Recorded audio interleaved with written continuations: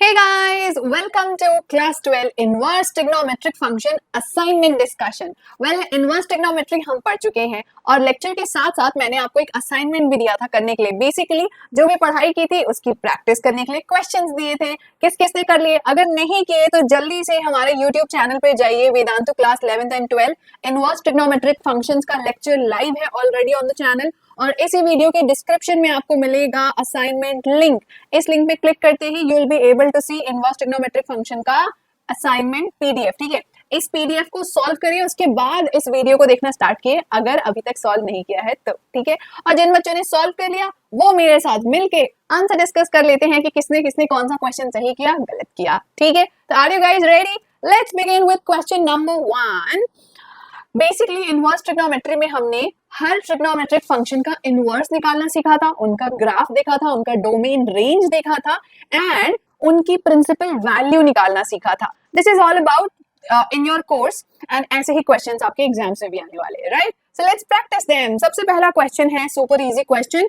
Find the principal value of tan inverse 1/√3. ठीक है, तो tan इनवर्स की बेसिकली अगर आप उसका रेंज देखोगे तो वो क्या होता है, आपका जो रेंज है it should come between -π/2 to π/2. ठीक है, तो चलो पहले हम ये देखते हैं कि tan इनवर्स 1/√3 का वैल्यू क्या आ रहा है. ठीक है, तो first of all we know that tan theta is 1/√3 when theta is π/6 है ना. जब आपका थीटा π/6 होता है यानी 30 डिग्री होता है तभी आपके tan की वैल्यू 1/√3 आती है. तो similarly if y is denoted here as tan inverse 1/√3 then जब ये tan हम लेफ्ट हैंड साइड शिफ्ट करेंगे तो it will be tan y is equal to 1/√3. अब 1/√3 क्या होता है? We know that 1/√3 is tan π/6 यानी tan y is tan π/6. This implies that y is nothing but π/6. So what's our answer? Our answer is option A, π/6. Clear to all of you? Next question. Find the principal value of cot inverse -1. अब यहाँ पे एक important rule use होता है. पहला rule है बच्चों cot inverse -x is equal to pi minus cot inverse x. ये सारे फॉर्मूले मैंने आपको लेक्चर में सिखाए थे, जरूर उस लेक्चर को देखिएगा. हर प्रॉपर्टीज हर रूल्स हमने कवर किए हैं और हर टाइप के क्वेश्चन भी कवर किए हैं. ठीक है, so cot inverse -x is pi minus cot inverse x. ये फॉर्मूला होता है इनवर्स ट्रिग्नोमेट्रिक फंक्शन का. तो सिमिलरली यहाँ पे बच्चों cot inverse -1 will be pi minus cot inverse +1 है ना. Pi minus cot inverse 1. अब कॉट इनवर्स 1 कितना होता है? कॉट इनवर्स 1 होता है π/4. How come? Because cot π/4 is equal to 1 है ना. ये रीजन हो गया आपका. So pi minus π/4 is 3π/4 and that should be my answer, right? So cot inverse -1 is option C 3π/4. Easy. अगला सॉल्व करिए फटाफट से मुझे बताइए. रोहन ने कंस्ट्रक्ट किया एक ट्रायंगल और उसका नाम दिया ABC. एंगल A जो है वो डिनोट कर रहा है tan इनवर्स 1/4 को, एंगल B डिनोट कर रहा है tan इनवर्स 3/5 को. Based on the above information आपको फाइंड आउट करना है cos A. तो सबसे पहले ट्रायंगल ड्रॉ करते हैं. तो सपोज करिए कि ये हमारा ट्रायंगल है, ये A है, ये C है और ये B है. tan A, एंगल A की बात करें तो it is clearly written that angle A, one second, angle A is tan inverse 1/4. This implies that tan A is 1/4. This implies that perpendicular upon base is 1/4. यानी कि अगर मैं perpendicular को 1 मानूं, base को 4 मानूं, तो मैं hypotenuse की वैल्यू निकाल सकती हूँ. Well, of course, it's a ratio, तो आप इसको 4k और 1k assume कर सकते हैं, है ना. तो वैसे ही बच्चों AB की वैल्यू क्या हो जाएगी? Square root of AC square plus BC square यानी कि square root of K square plus 4K square. So it is nothing but square root of 1 + 16 K square. So 1 + 16 is 17 K square का square root. So finally you will get AB is equal to square root of 17 K है ना. तो AB की value आ गई square root of 17 K, right? अब आपको निकालना है cos A. तो इसके लिए क्या आपको tan B की जरूरत है? नहीं, tan b की हमें जरूरत ही नहीं है क्योंकि हमें तो सिर्फ cos a निकालना था। और cos a क्या होगा बच्चों? cos a होगा बेस अपॉन हाइपोटेनियस। बेस है 4k, हाइपोटेनियस है 17 root over k। k cancel, answer should be 4 upon root over 17। Let's see, option B is the right answer, 4 upon root over 17। Clear to all of you? इसमें हमें B angle की जरूरत ही नहीं थी, सिर्फ confuse करने के लिए दिया था। Okay, next question. Following table gives domain of inverse trigonometric functions. Based on the above information, answer the following domain of sin inverse 2x. अब देखो, sin inverse x का डोमेन होता है -1 to 1। तो चलो यहाँ पे लिख लेते हैं, sin inverse x जो है उसका डोमेन होता है 1 और -1 के बीच में। ऑफ कोर्स इक्वल टू का साइन भी हम ऐड करेंगे। अब हमारा क्वेश्चन यहाँ पे कह रहा है कि जो आपका x है वो x नहीं, वो 2 टाइम्स ऑफ x है। ठीक है, so if sin inverse x is between -1 to 1, then जब आप उसका twice of x कर दोगे, जब आप अपने इनपुट को डबल कर दोगे तो आपका डोमेन क्या हो जाएगा? रेस्ट्रिक्ट हो जाएगा। कहां से कहां तक? आपका डोमेन हो जाएगा -1/2 से लेकर 1/2 तक restrict for sin inverse twice of x. So which option is the right answer? Option C will be the right answer, that -1/2 to 1/2 our domain will be there. ठीक है, क्लियर है सबको? चलो भाई आगे बढ़े। Next question, find the principal value of tan inverse 1 cos inverse -1/2 sin inverse -1/2। सबके individual value निकालते हैं। ठीक है, so tan inverse 1 cos inverse 1/2 नहीं -1/2 plus sine inverse -1/2।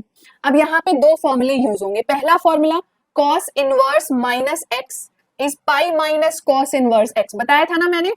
cos and cot and second ये सबका पाई माइनस हो जाता है। ठीक है, बट साइन का क्या होता है? साइन इनवर्स माइनस x क्या होता है? Minus of sine inverse x। Minus sine बस बाहर आ जाता है और कुछ नहीं। So that means tan inverse 1 tan inverse 1 ही रहेगा। cos इनवर्स -1/2 बन जाएगा क्या? It will change to pi minus cos inverse 1/2। और साइन इनवर्स -1/2 क्या बन जाएगा? ये बन जाएगा माइनस ऑफ साइन इनवर्स 1/2। ठीक है, माइनस साइन बाहर आ जाएगा। अब tan इनवर्स 1 की वैल्यू π/4 plus pi minus cos inverse 1/2 कब आता है? सो बेसिकली 1/2 आता है आपके cos 60 डिग्री पे, यानी कि π/3 माइनस साइन इनवर्स 1/2 कब आता है? π/6 पे आता है, 30 डिग्री पे आता है 1/2। अब इस पूरे इक्वेशन को सॉल्व कर लीजिए। सो अगर आप एलसीएम लेंगे तो 4, 3 और 6 का लोएस्ट कॉमन मल्टीपल होगा 12। So let's do that. 4 3 12, सो 3 पाई, यहाँ पे 12 पाई, यहाँ पे आ गया 3 4 12, सो 4 पाई, 6 2 12, सो 2 पाई होल डिवाइडेड बाय 12। सबका एलसीएम मैंने 12 ले लिया। ठीक है, अब यहाँ पे ऐड करते हैं। 12 + 3 is 15 and 4 + 2 is 6, so we are getting 15 pi minus 6 pi by 12. 15 minus 6 will be 9 pi by 12, और 9 pi by 12 को जब आप सिंप्लीफाई करेंगे तो क्या आएगा? 3 3 9, 3 4 12, 3 pi by 4 है ना। 9 pi by 12 को जब आप सिंप्लीफाई करोगे तो 3 pi by 4 आएगा। That's your answer. ये प्रीवियस ईयर क्वेश्चन पेपर में भी आया है क्लास 12 बोर्ड एग्जाम में। Next question, which of the following corresponds to the principal value branch of tan inverse theta?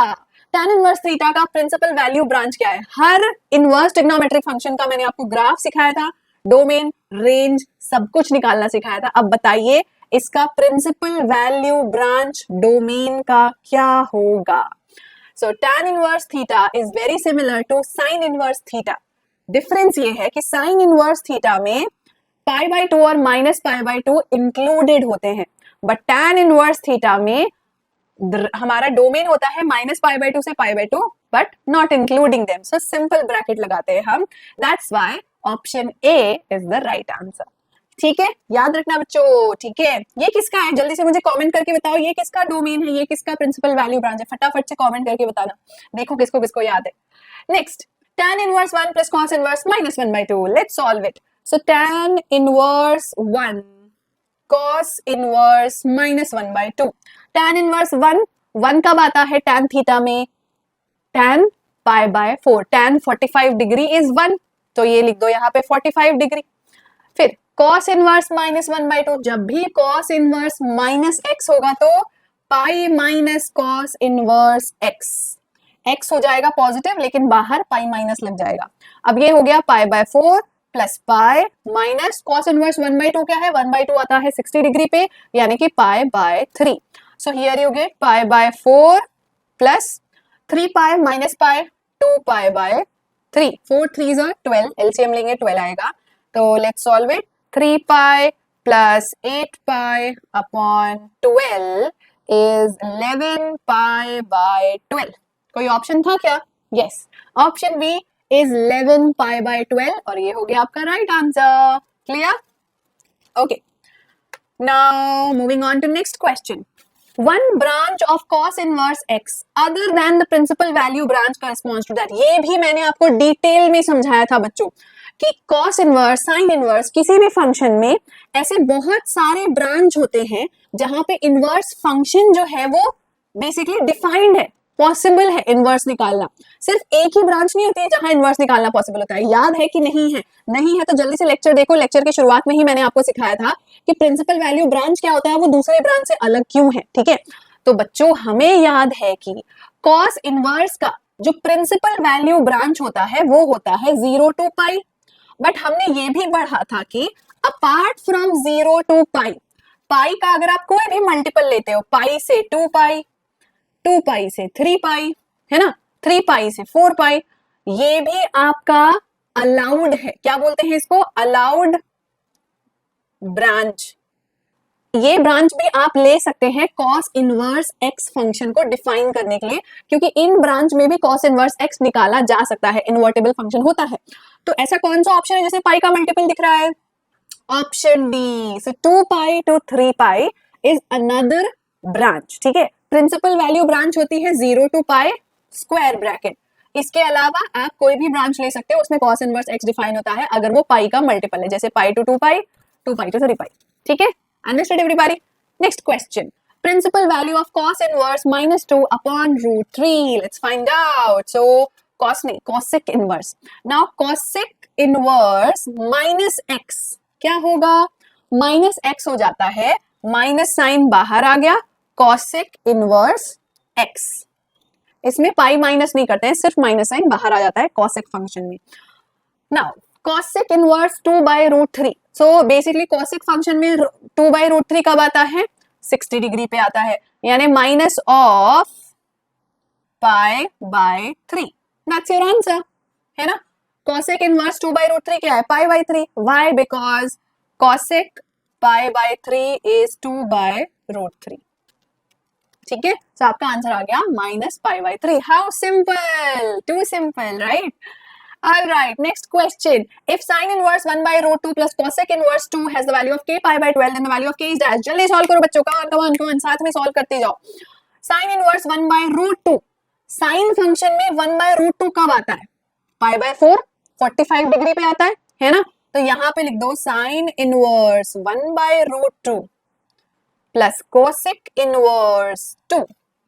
1/√2 आता है π/4 पे, और cosec में 2 कब आता है? π/6 पे, है ना। नाउ अब इसको सिंप्लीफाई करेंगे 4 और 6 को, तो 4 3s are 12, so 3 pi, 6 2s are 12, so 2 pi upon 12। LCM ले लिया मैंने डिनोमिनेटर का, एंड दिस इज बेसिकली 5 π/12। अब क्वेश्चन ये कह रहा है कि this is equal to k π/12, so this is equal to k times of π/12, और आपको फाइंड आउट करना है कि k का वैल्यू क्या है। तो क्या आप देख के बता सकते हो k का वैल्यू क्या है? सोचो सोचो क्या होगा। अरे दिख रहा है भाई, k का वैल्यू 5 होगा। 5 π/12 is k π/12, so k is 5, right? And that's your right answer. Okay, okay. Moving on to, I guess, the last question. What is the domain of the function defined by fx is equal to sin inverse root over x minus 1? अब देखो, root over निकाल रहे हो आप x minus 1 का, ठीक है। अब साइन इनवर्स फंक्शन का डोमेन क्या होता है? साइन इनवर्स x फंक्शन का डोमेन होता है बिटवीन -1 1 है ना। लेकिन ये तब होता है जब यहाँ रूट वूट जैसी कोई चीज नहीं होती है, ठीक है। अब जैसे ही आपने रूट नामक वस्तु ऐड कर दी तो बेसिकली रूट के अंदर हम नेगेटिव वैल्यू नहीं डाल सकते, क्योंकि नेगेटिव वैल्यू डालेंगे तो नेगेटिव नंबर का रूट निकालना पड़ेगा, कॉम्प्लेक्स हो जाएगा, वो रियल नंबर नहीं रहेगा, है ना। तो जैसे ही हमने रूट ओवर लगाया हम नेगेटिव वैल्यू नहीं डाल सकते, मतलब हम 0 से छोटी वैल्यू नहीं डाल सकते, -0.5, -0.2, -1 ये वैल्यूज हम नहीं डाल सकते, सिर्फ 0 से 1 के बीच में हम वैल्यू डाल सकते हैं। देयरफॉर यहाँ पे आंसर जो है वो रॉन्ग मैप हो गया है। Give me 1 second. Okay, now coming to our last question. अगर हमारा फंक्शन है sine inverse root over x minus 1, so domain of the function क्या हो सकता है। देखो भाई, सबसे पहले तो हमें पता है कि साइन इनवर्स फंक्शन का डोमेन होता है -1 to 1, राइट। तो that means root over x minus 1 will lie between -1 to 1, ठीक है। अब इसका स्क्वायरिंग कर देते हैं, है ना।